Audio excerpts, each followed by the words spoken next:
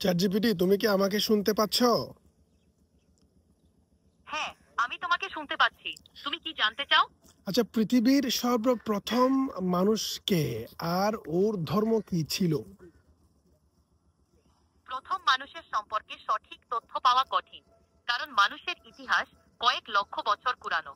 প্রাচীন মানবজাতির ধর্ম বা আচার অনুষ্ঠান সম্পর্কে নির্দিষ্ট তথ্য পাওয়া যায় না।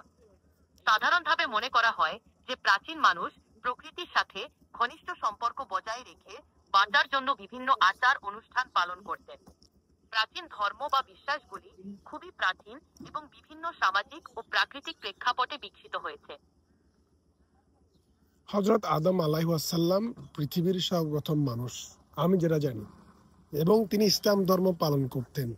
সেক্ষেত্রে এটা কি ঠিক? আমি নাকি আপনার তথ্য কি? আমি এটা জানি এবং বিশ্বাস করি এবং মানি। আপনার বিশ্বাস এবং ধারণা সম্মানযোগ্য।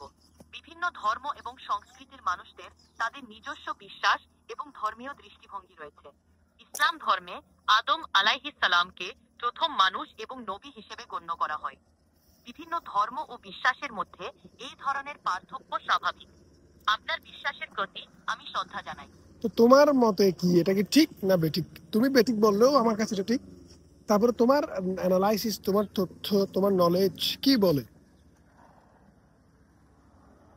ধর্ম ও বিশ্বাস একটি ব্যক্তিগত বিষয় এবং প্রত্যেকের নিজস্ব বিশ্বাস এবং দৃষ্টিভঙ্গি রয়েছে। ইসলামে আদম আলাইহিস সালামকে প্রথম মানুষ ও নবী হিসেবে মানা হয়, যা ইসলামের একটি গুরুত্বপূর্ণ বিশ্বাস। বিভিন্ন ধর্ম ও সংস্কৃতির মধ্যে নানা মত ও বিশ্বাস রয়েছে এবং প্রতিটি বিশ্বাসই তার অনুসারীদের কাছে গুরুত্বপূর্ণ। আমার দৃষ্টিভঙ্গি হলো, আমি সব ধরনের বিশ্বাস এবং দৃষ্টিভঙ্গির প্রতি সম্মান জানাই।